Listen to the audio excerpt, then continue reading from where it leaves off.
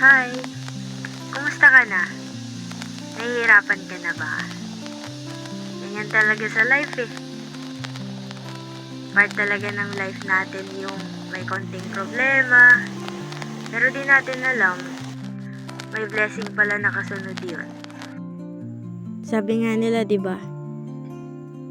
Si Lord kasi hilig niya yung tuturuan ka na i-let go muna lahat ng bagay para nang sa ganun, meron ka ng pangsalo ng mga bagong bagay na ibibigay niya sa'yo.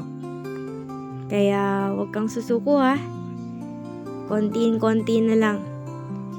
Konting tiis pa. Konting prayer pa. Malapit mo na din makuha kung ano yung dapat para sa'yo. Kung umiiyak ka man,